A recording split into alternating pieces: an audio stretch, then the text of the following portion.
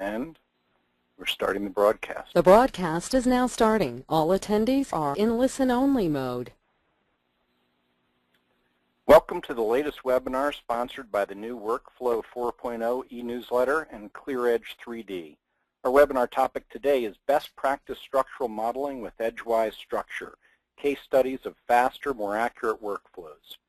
Hi, my name is Kevin Corbley, and I'll be your moderator today. I'm the Editor-in-Chief of Workfl 4.0, the newsletter of 3D scanning, modeling, documentation, ideas, and opinions. First, let me start by thanking you, our attendees, for joining us today. We know our topic's of great interest because this is one of our biggest turnouts for a webinar so far. We've got more than 400 people registered to hear about best practices in structural modeling, and we know you'll be pleased with what you learn in the next hour.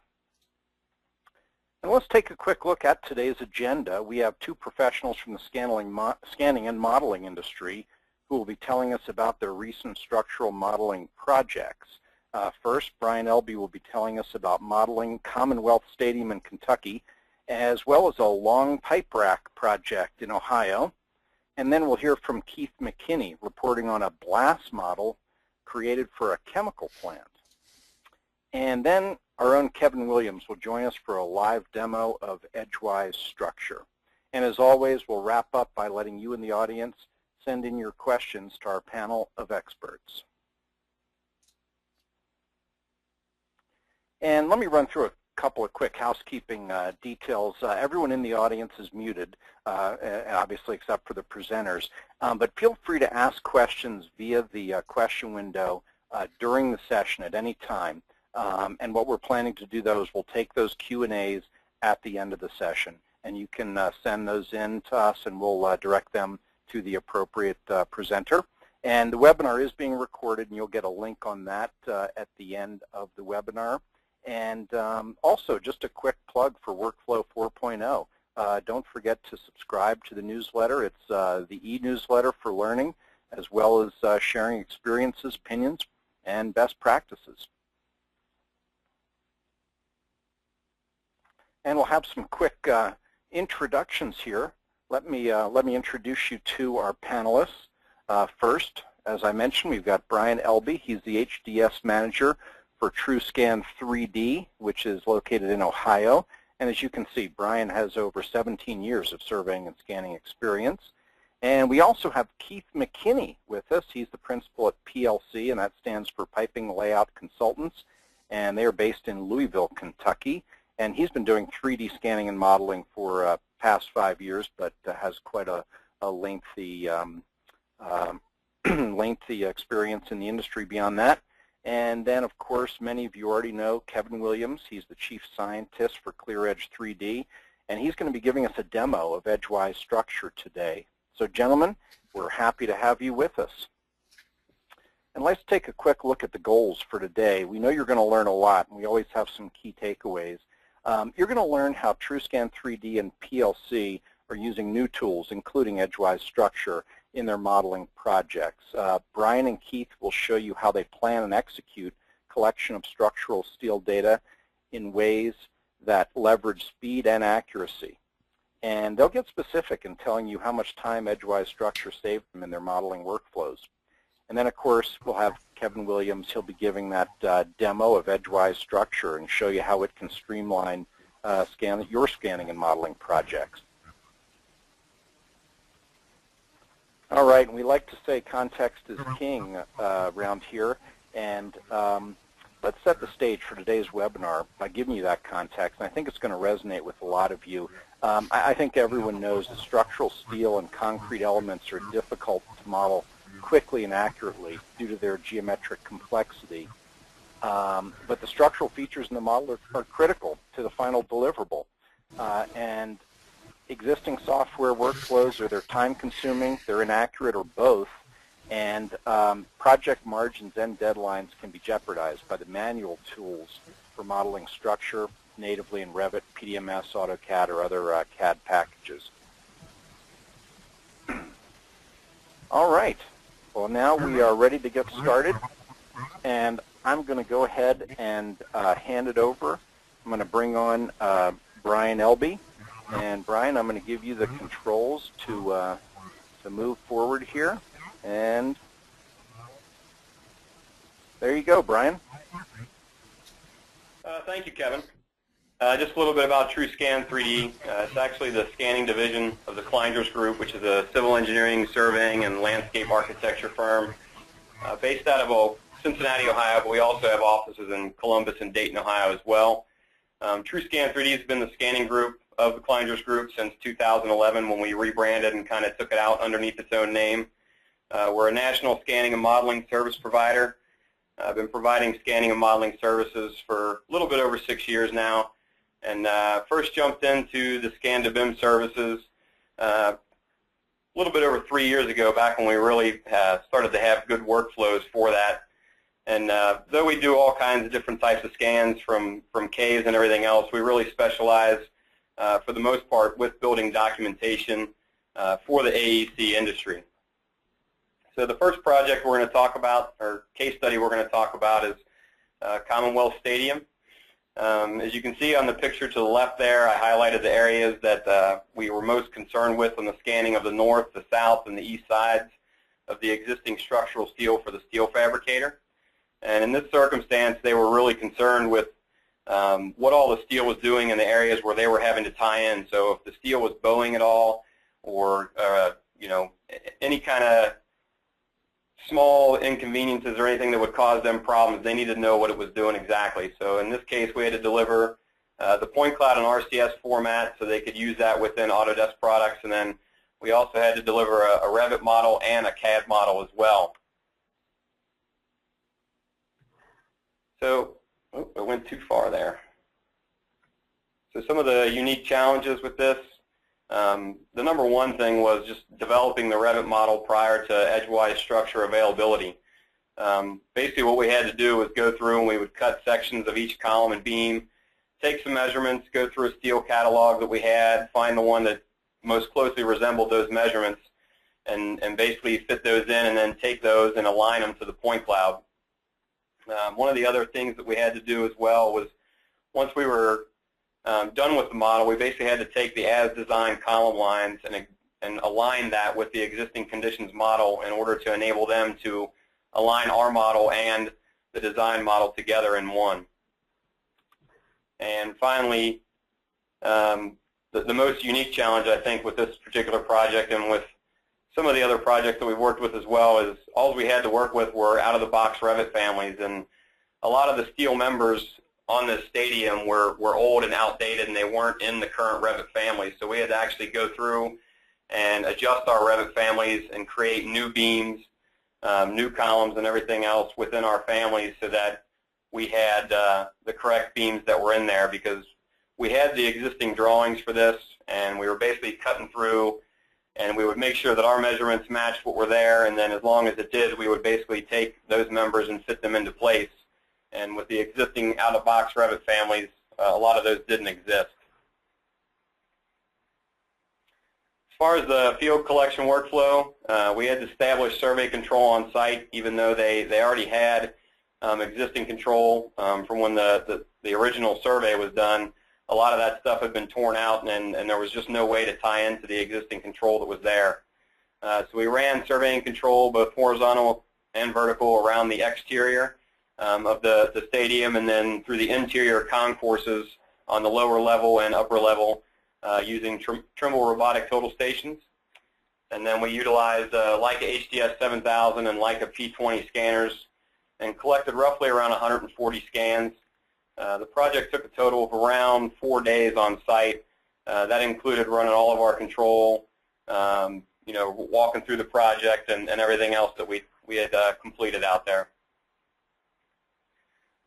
So the old modeling workflow consisted of us bringing everything into Leica Cyclone, registering everything together, and then exporting those out to PTS files, and then converting those files over to RCS files in order to bring them into Revit. We adjusted the traverse using StarNet, brought the adjusted coordinates into Leica Cyclone, and then took our scans, which were independently registered together, and geo-referenced those to the survey control that we had in there. Originally, the modeling was done by one person directly in Revit, like I stated before, and we were inserting beams and columns per the plan drawings as long as they were matching the measurements that we took. As we got into this, though, we noticed that there were steel beams where they originally weren't supposed to have steel beams, and then there were beams that they showed on the plans that weren't there at all either. So in the end, the final deliverable, which is shown below, consisted of all the beams, columns, rakers, and existing members that were in there that they basically had to tie into.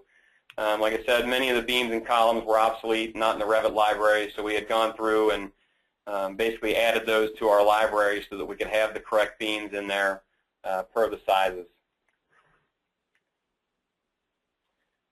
So with the new modeling workflow, what we did was we went back once we got our hands on EdgeWise structure, and we wanted to see what kind of time savings we could do.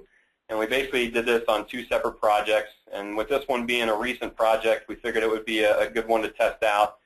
So we basically took all of our stuff, brought it in, and converted the file format so that we could bring them into structure, and then began to start modeling some of the portions of the project. And we basically modeled about 40 to 50% of the project in order to get a good idea of where we thought we would see the time savings. It was all done by one person and then exported to Revit 2014. And basically what you're looking at below there is just one of the QA/QC tools. The 2 screen captures there below is once you click on a beam and you start going through the QA and QC, it not only shows you how that beam fits, but you can go through and change some of the parameters. So if that beam size was a little bit bigger than what it really appears to be in the cross section, you can change that right there in the QA and QC tools, which definitely saves a lot of time. So when we went back and kind of projected out with the new workflow based off of the old workflow, the old stuff took us around 155 hours to model all the beams and columns and rakers and everything that were in there. And the new workflow, I had spent about 40 hours or so on the part that I had modeled up. So we had kind of projected that out and figured that it would take us around 90 hours to model the remainder of that, and then get everything into Revit and get anything cleaned up that we might need to clean, which would have ended up in about a 42% savings by using EdgeWise structure over the old workflow.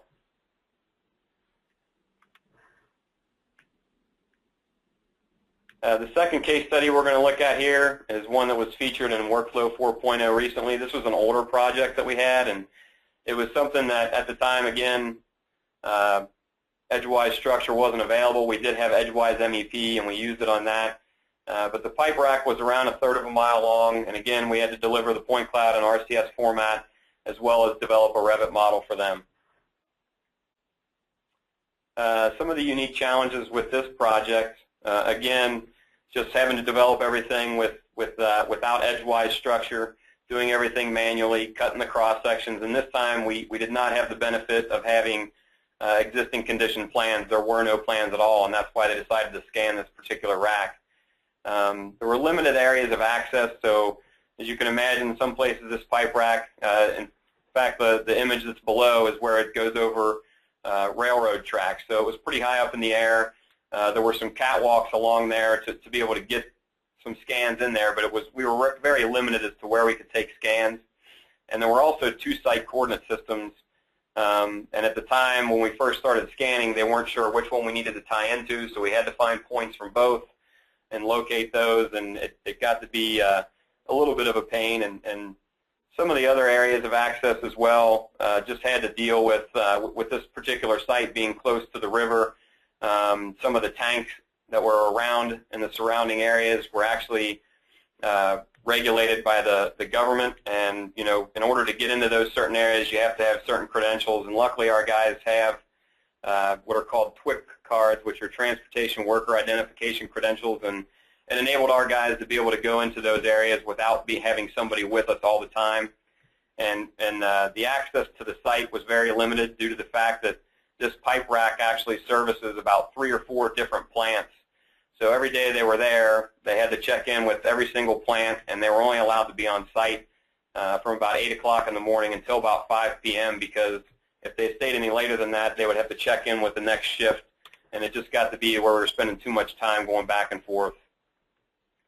So with the field collection workflow, again, we established our own site survey control and then tied into the existing coordinate systems using Trimble Robotic Total Station. Utilized just the HTS 7000 on this project, and it was only around 60 scans that we took. But the project took about 3 days just due to the amount of time that we had to spend getting on and off the site and then running our control and doing some of the other things that we had to deal with on the site. So again, the modeling workflow, very similar to the previous one. We adjusted the traverse and StarNet. Scans were done with Leica Cyclone, and then again we exported the coordinates, got them out onto the correct coordinate system, and then georeferenced the scans to that, and then exported them out for use in Revit. Again, with this one, I said we used EdgeWise MEP for a lot of the piping, which definitely saved us a lot of time on that end. I know many people were probably familiar with that. But when it came to the structure, we had to do everything manually again. And with this particular one, there wasn't a tremendous amount of beams and columns. I mean, you can see on the final deliverable there, that's the entire model. There were a fair amount of them, but there were a lot of cross braces and different things that we had to deal with, and those got to become quite a pain trying to use traditional Revit, because when we tried to copy things that we had grouped together, it just wasn't working well for us, and we had to redraw some of the things, and it just wasn't a good workflow that we had going at the time. And I don't think it necessarily had to do with the way we were doing things as much as it was just trying to work directly in Revit. Again, no existing plans, so we had to use the structural catalog again. And then the coordinate system coordination was quite difficult as well, just trying to figure out which coordinate system that they wanted on, and when they finally decided, trying to get it on there and then get everything managed and ready in time. So with the old workflow, I actually went back and revisited some numbers, and what I found was the old workflow for just the structure alone took one guy around 128 hours. And again, with this one, I think we modeled more than half of it. And the amount that we extrapolated out, again, we had figured that it would take around 60 hours with the new EdgeWise structure, which would have prevented around 53% savings, again, which is much better. This one we actually did after we had done the stadium, so our savings got a little bit better. I think it was just from getting used to the software and developing a better workflow than we had originally using when we first started on the stadium. Some of the observations that I noticed with using EdgeWise structure is just the extraction of the steel. You know, you window around it and it fits it to the cloud for you. There's no need to you know, manually put a beam in there and then cut different sections to make sure it aligns with the cloud and rotate it into place. And it just eliminated a lot of time that it ordinarily would have taken. The QA/QC tools were fantastic. Like I said, you can go through it. It shows you that nice cross-section and how the beam fits in with that cross-section. And if it appears to have fit maybe the wrong beam, or maybe you're not sure if it's the right one, you can easily and quickly change it, and it'll change the size of that right in the cross-section for you, so that you can see how that would work. The intersection tool, again, worked fairly well. It was a nice thing to not have to sit there and pull every single beam together. We could quickly grab two of them and it would intersect them for you. So again, that saved quite a bit of time for us as well. Over the traditional way we were pulling things together inside of Revit. And then just the overall speed of modeling, like I said, it's much, much faster just windowing around it, and it put it in there for us, and we didn't have to try and go through and search through a catalog for the measurements and find the right size. And if that wasn't the right size, you know, kind of go one or two each way to make sure that we had the right one. So overall, it saved us a tremendous amount of time.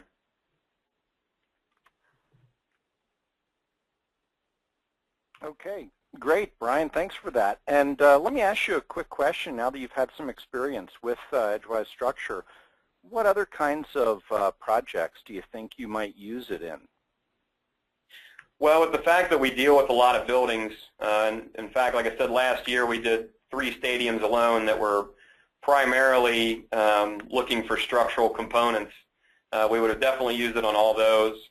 And a lot of the buildings that we do work in, as far as the sometimes they're demoed areas where you can see a lot of the structure, so we would definitely use it on all those. Basically, just about any type of building project where we have any kind of structure at all, we're definitely going to be using it on. Okay. All right. That sounds great. Well, that's terrific, and we appreciate you talking about 2 different case studies. And now what I'm going to do is I'm going to hand the controls over to Keith McKinney. And Keith has got some projects of his own he's going to tell us about. Keith, take it away. Thanks, Kevin. Piping Loud is based in Louisville, Kentucky, and founded for its piping fit-up. PLC today still executes a high percentage fit-up designs, from locating equipment in steel to piping. This is why we moved to laser scanning in order to tighten schedules without sacrificing quality. Staying with the new technology, PLC moved to CAD designs in the late 1980s. In 1996, PLC started using PACE software to design projects in 3D. I was a previous employee of PLC, and in 2003, I was offered the chance to purchase the business. In 2004, Rick Link and I took over the ownership and have operated it since. Seeing the efficiency of 3D in 2005, PLC moved 100% to 3D design. PLC began contracting 3D scanning services at first, and then in 2009 began self-performing all of our 3D scanning.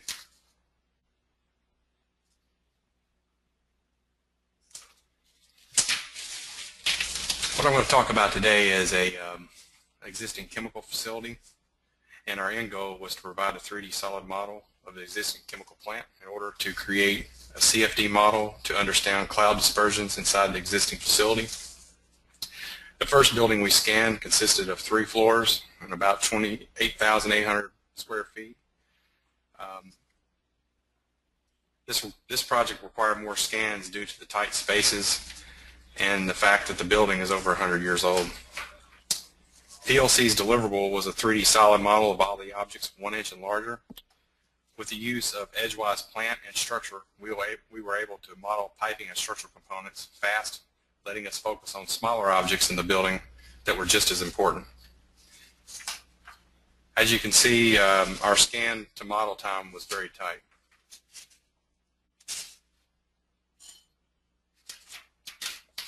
This is a panoramic photo taken from the scanner. From this, it's easy to see what we were up against as far as the sheer amount of objects to model.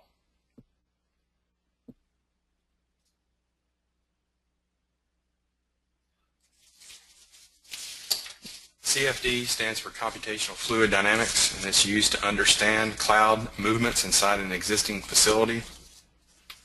A software called FLAX was used to simulate the cloud dispersion.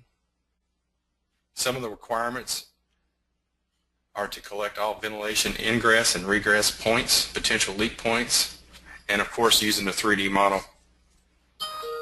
Once we understood the cloud dispersion and types of fuel, we can do a couple things. One, simulate a blast cloud that could show how that would affect the building and its surrounding areas. And 2, and the most important thing, is to mitigate the issue by controls or additional ventilation. This is also used, we also use the model for any new designs for ventilation and construction drawings.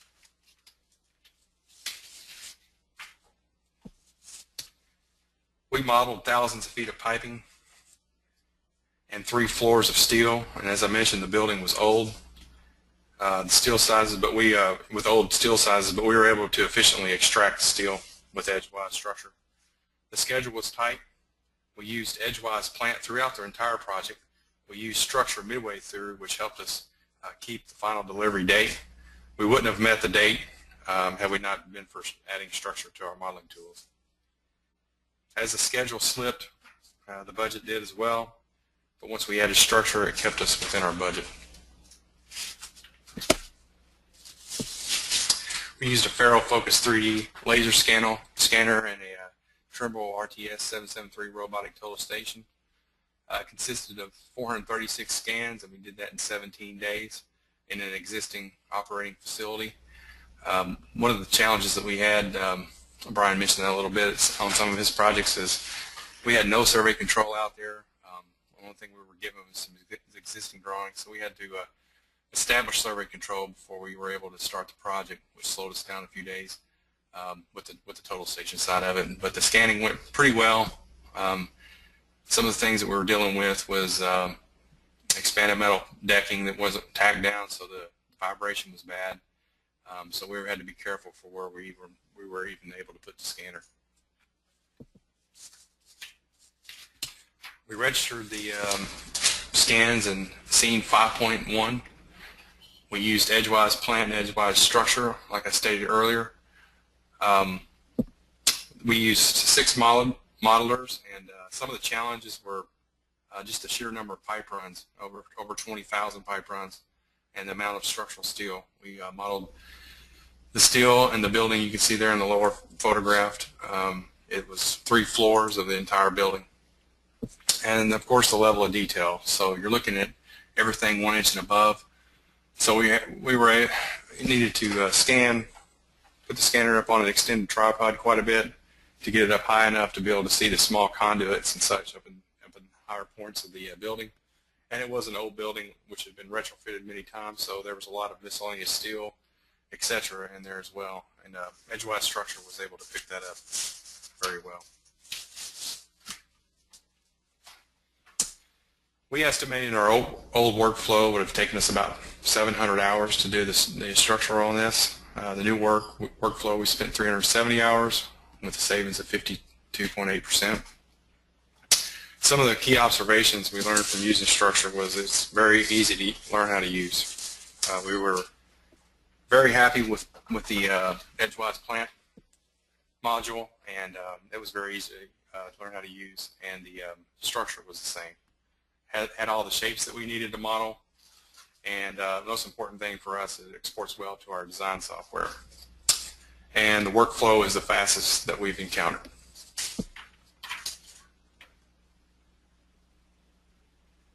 Okay, great, Keith. Hey, quick question for you. Have you had an opportunity to use the software in any other projects besides the chemical plant? Yes, we have. We had an existing tower we're going to model, and it was going to take probably 2 weeks to do the structure on it.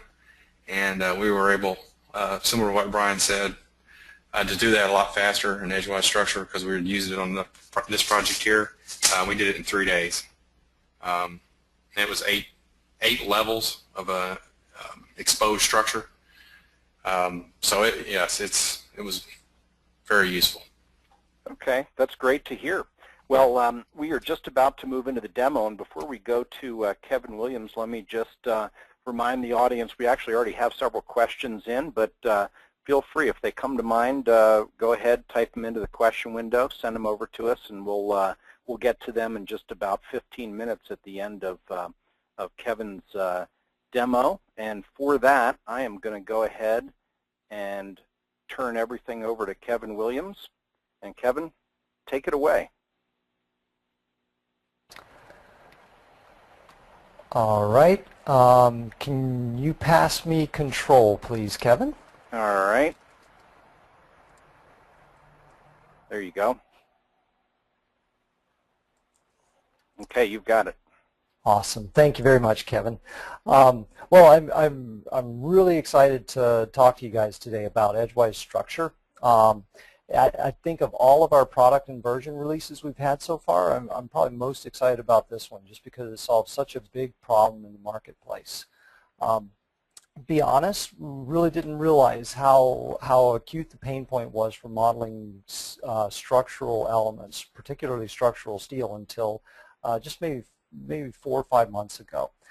Sometime in the December timeframe, we started talking to a number of our existing customers who were modeling structural steel using other tools, and just kind of getting a feel for what they were doing to create these structural models. So sat down with a number of them, looked over their shoulders as they modeled the steel, and they're using all of the different tools out there, but surprisingly, most of them reverted to just eyeballing picking a structural steel element and eyeballing it into place. And it just seemed like such a long and tedious process. So I took this information back to my development team and challenged them to come up with a better way to do this.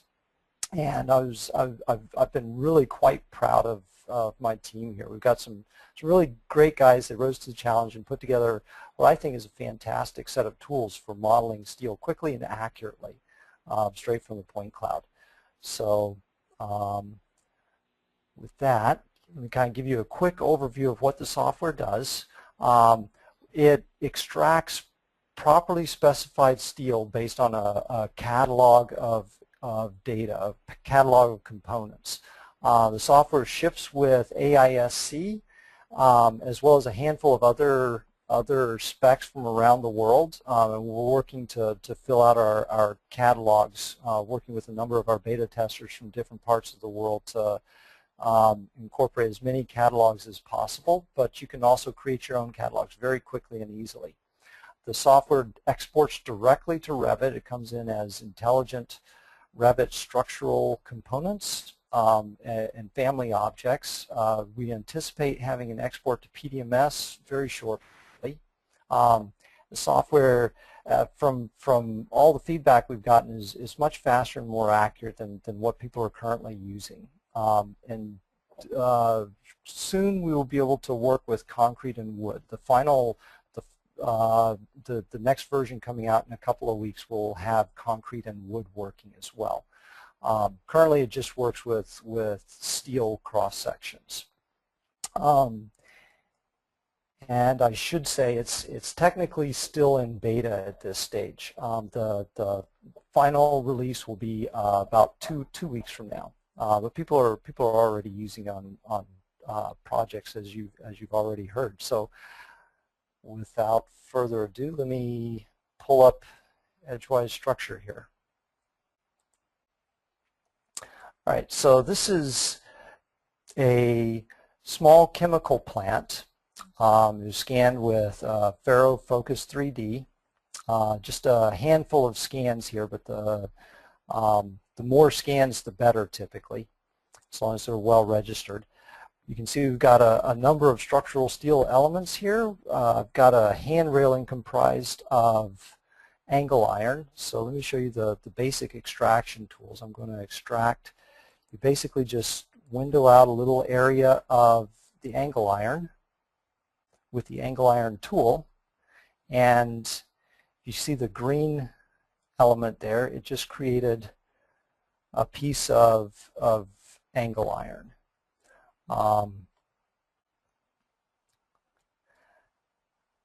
Walk through a couple of the other different shapes. We can extract C-channels, T's, hollow square tubes, angle iron round, and of course W sections or I-beams. I don't have any round tubing in this particular data set, but I've got a pipe, and so you can just kind of see what it would look like. If I zoom in here, you can see we've got a round piece of steel over where that pipe is. You see we've got a piece of W section here, so I'll use the W section tool to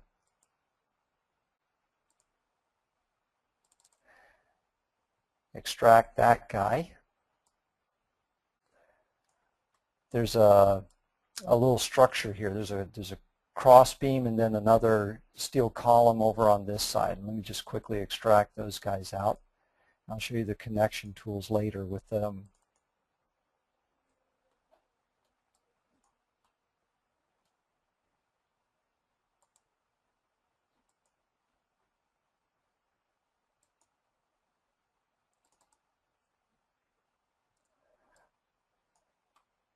All right, so let me turn off the point cloud so you can see what we've got going here.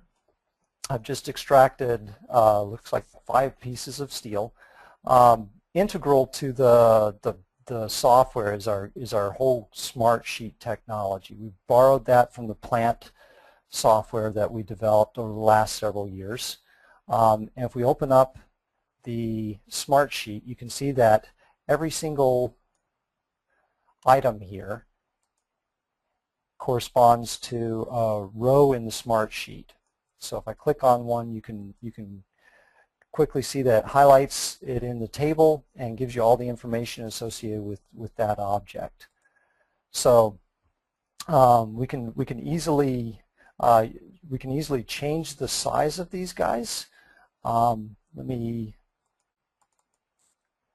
We've got the entire AISC catalog. I've been working off of the AISC catalog, but there are other catalogs we can choose from. So all of the different angle iron sizes are here. So we can quickly resize it using that. Now, I found that fairly hard to use when we first built it, because the sizes of these pieces of steel don't always necessarily correspond to the they don't have an intuitive link between the names and the actual physical dimensions. It's often in poundage and hard to know what your shape is going to look like without having an extensive background in structural engineering. So we've got a resize tool that allows you to, if you notice on the left-hand side, we've got a QC window that shows the points that we use to extract each object. So if I change the size of this guy to something ridiculous, and I don't know if I don't know what size this is, we've got a very quick and easy tool to go in and resize it. Just draw a rectangle around across the extents of your point cloud where the steel lies, and it will refit it. So if I turn the point cloud back on, you should see that it falls right on top of the point cloud. I believe one of these extracted poorly. So this guy, we can go through and use the resize tool to resize him very quickly.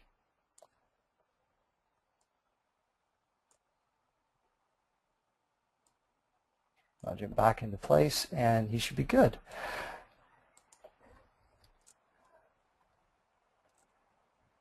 So the last thing, once you've extracted the pieces of steel, we've also got some very quick and easy tools to go through and snap these pieces and make good geometric connections between them.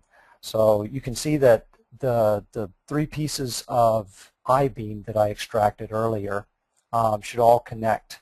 And so let me turn off the point cloud and show you what that looks like. I'm going to snap it to the top of this beam here, and then snap this beam to the sides like that, and now we have a good connection. The last thing I want to show is exporting to Revit. So I'm just going to export. I'm going to overwrite an existing file, and I apologize. Something happened to my Revit session. I'll open up a new structure template.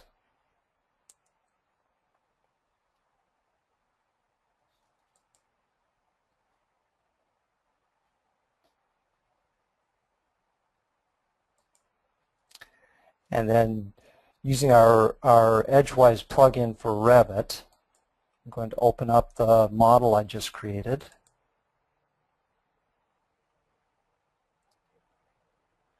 And it gives me a little report for how many different elements were created. And here I've got 5 pieces of steel that were created. And here they are. So I can click on each of these, and it's got the correct dimensions and correct name and everything. And there, it's an official Revit family, and you can do whatever you would do with something that came completely out of the box from Revit. So that's the new software.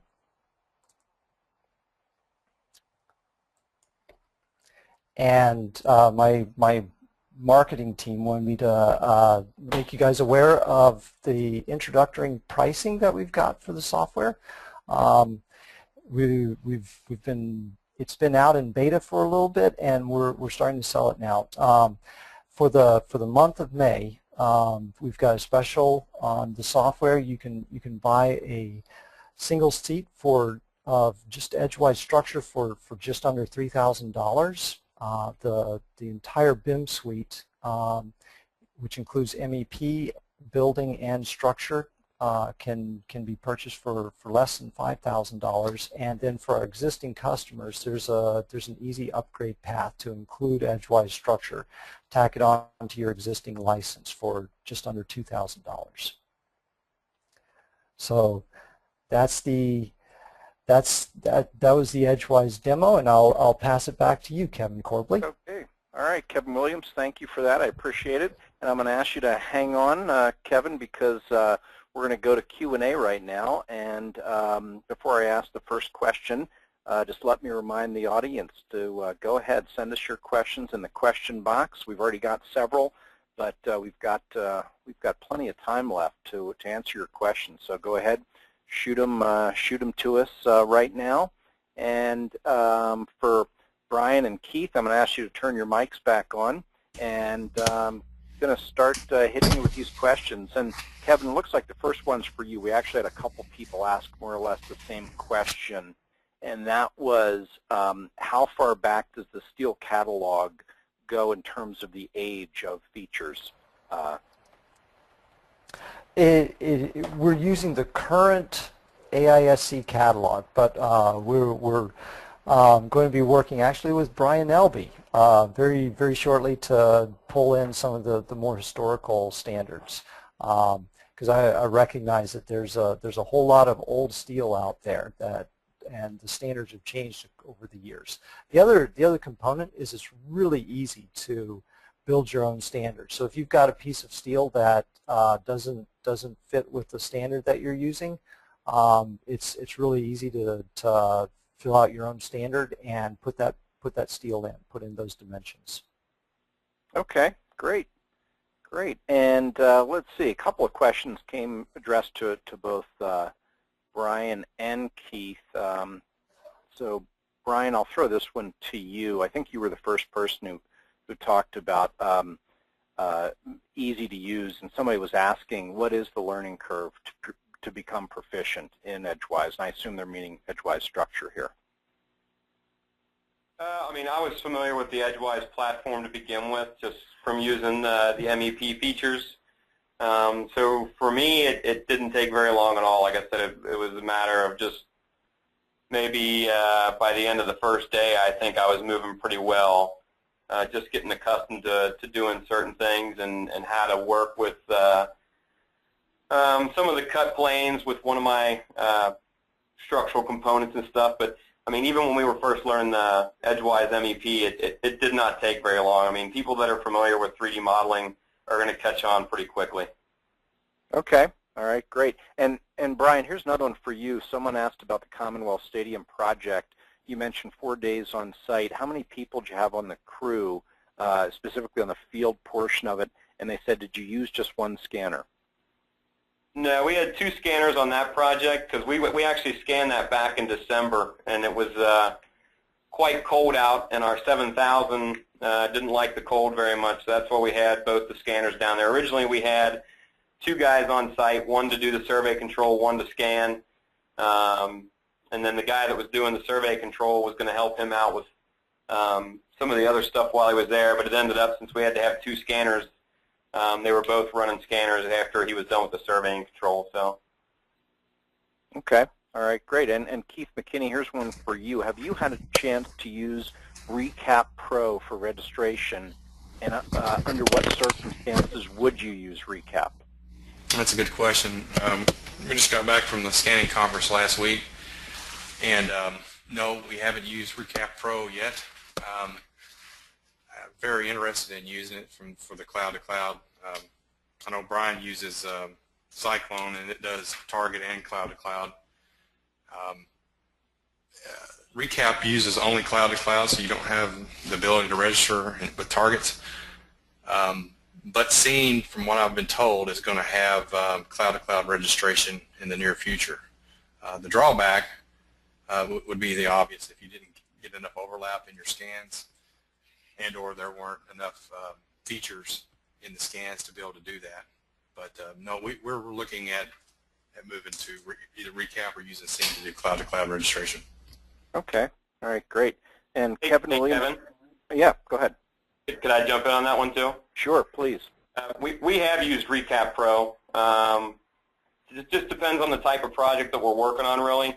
Back when we first tested out Recap Pro, we kind of ran it through and was like, you know, how long is it going to take to do this registration? And we tested it out on a smaller project, probably that had about, I'd say around 45 scans or so. And I didn't see a significant time savings in doing the cloud-to-cloud in there over doing cloud-to-cloud in Cyclone. So that's on a smaller project. Now, I think on, you know, projects where you may have thousands of scans or hundreds of scans, you may see some time savings. But we've also had a couple of issues with when we go to export out the RCS files or anything like that, having some scaling issues. Where the dimensions don't quite fit what they actually should be, and I haven't gotten an answer back from Autodesk on what's causing that yet. So, okay, interesting. All right, great. Thanks for jumping in on that one. And Kevin Williams, how deformed can structural steel be and still facilitate fit to cloud?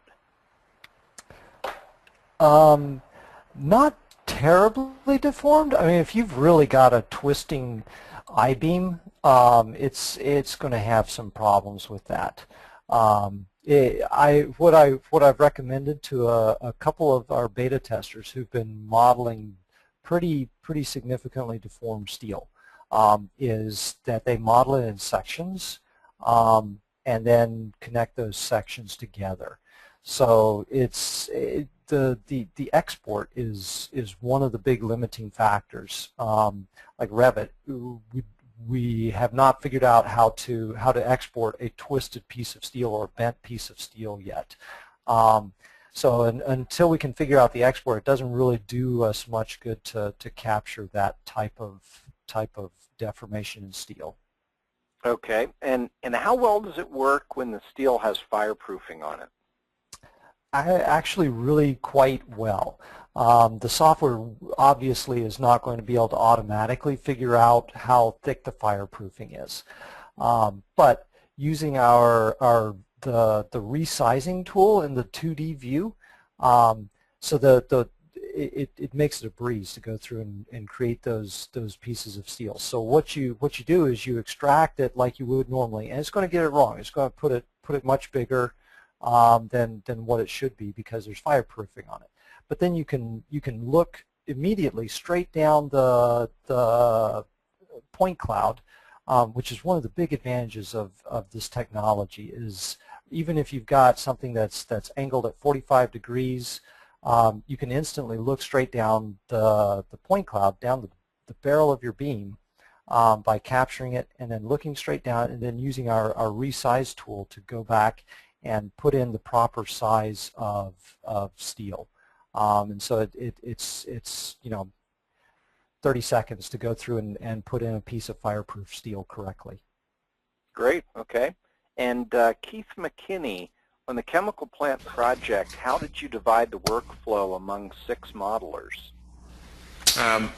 We had a seat of EdgeWise plant and a seat of EdgeWise structure. So we divided well, at first we divided the piping in building 1 between 2 guys, so we had two folks working on that full time. And then when we got the structure, we moved 1 modeler to structure and 1 to plant. Okay. All right, great. And let's see. Let me see if I can find one. Here's an interesting one, another one for Kevin. How does the EdgeWise structure software deal with open web steel joists? It does not capture the whole thing as a joist, but the current version, like I said, is actually still in beta. We've got some additional tools that are actually being finalized right now. One of those tools is the ability to group steel elements together. So if you wanted to create a joist or truss by grouping a bunch of elements together, you could then copy and paste it and work with it as a single unit. But we don't have predefined joists just yet. I understand that's something that's readily available inside of Revit and most steel packages. And so we're working with people for the next version to be able to have some of those pre-built joists and trusses already available. Okay. And Keith, what computer processing capability did you need to build or edit the final model? Well, we've got a standard i7 computer in our office here that everyone has. It's got 32 megabytes of RAM. We've got a NVIDIA Quadro 4000 video card. So that might be a little bit overkill from what we're seeing with our experiences with using large point cloud data sets. The EdgeWise plant and structure software work just fine on that platform. So it may be a little overkill. That might be a good question for Kevin, but for those specs, it works fine. Okay, Kevin, do you want to chime in on that one? All of the development on our software is done using basically Walmart laptops, recognizing that's kind of the minimum spec that most of our customers will have, and so it's designed to work on a fairly low power computer, but the more power you have, the better things will work for you. But you don't have to. It's not a requirement. Okay. All right. Interesting. And Brian, let me ask you this one. I'll read the whole question to you. What's the confidence in the final model? Steel sizes may be used for analysis and structural design. Is this recommended?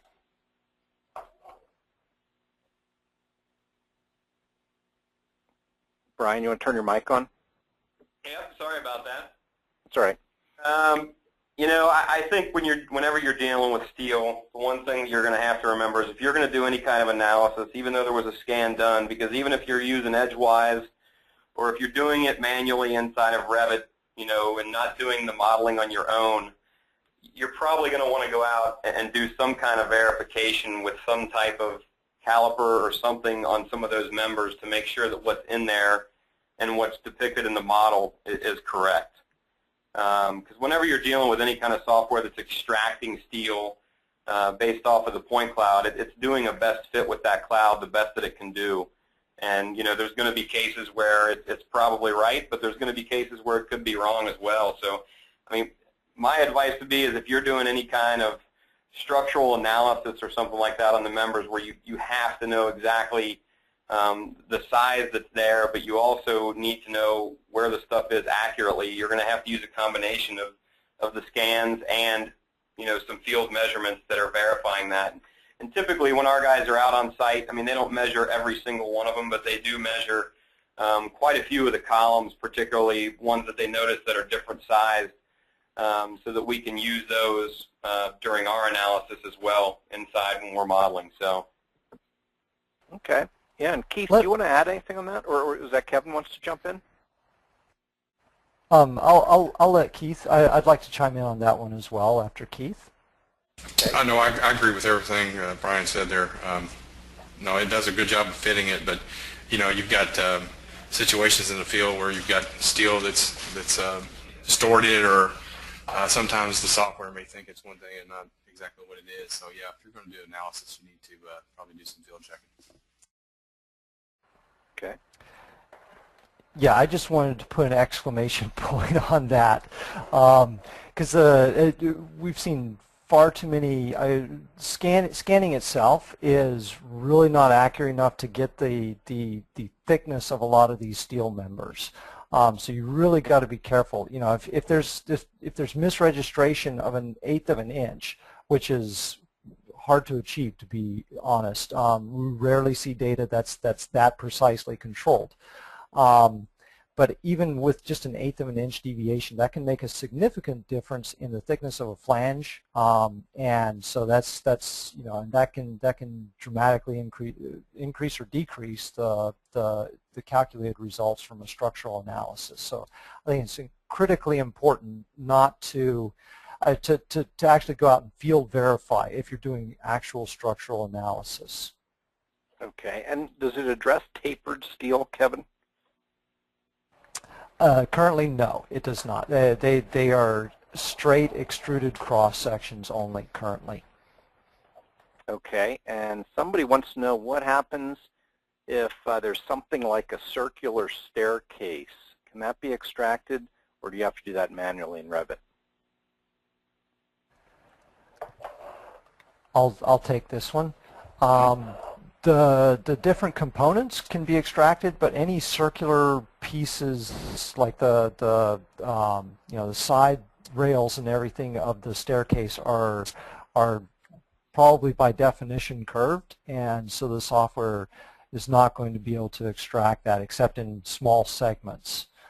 Anything that's straight can be extracted. If it's bending, the current version of the software will not extract that. Okay, and Kevin, somebody asked if they know the size of the structural element or feature, can they use that to constrain the initial fit? Absolutely. The version that I just showed, the beta version, does not have that feature in it, but the one that the team is working on right now does have that ability. And so and we've got a very intuitive interface to set that. So you set, if you extract one element and you've got 50 more just like it, you can set it, you can lock that size and extract all the rest of them to be the same size. So it makes it really easy, and that obviously improves the accuracy of the results as well. Okay, and it looks like we have time for just a one or two more questions, so I urge the audience to go ahead. If you have any last questions, send them in to us now. Here's an interesting one, Kevin, again for you. Well, the question's kind of odd. What about using a more accurate scanner like Surphaser? I'm not sure. The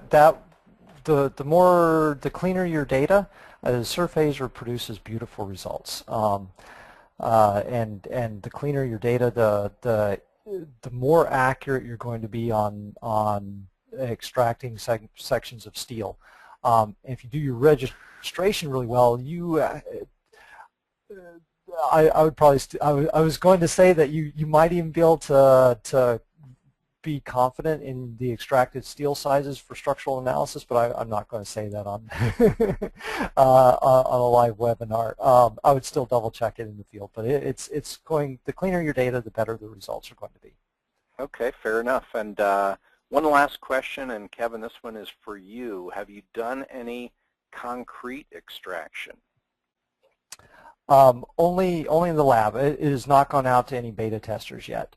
Seems like it's going to work well, but we have one more really quick internal round with the beta testers to make sure that the concrete it's pretty straightforward. Honestly, it uses the very same technology. It's really just a question of refining how it fits into Revit, but it looks really good. That and wood. Okay, sounds like, go ahead, I'm sorry. I saw one other question in the chat box here about Revit 2013. We're compatible with 2014 as well, and soon we'll be with 2015. Okay, terrific. Well, you just got the last word, Kevin Williams, because we are out of time, and I want to thank, of course, Brian Elby and Keith McKinney for joining us today. And on behalf of our panelists and our sponsors, Workfl 4.0 and ClearEdge 3D, let me thank you and the audience for joining us today. And a reminder, you'll be receiving an email after the broadcast with a link to the recording, as well as a chance to subscribe to the newsletter, and there'll be some other follow-up information as well. And we hope to see you again for our next webinar. Thanks for joining us.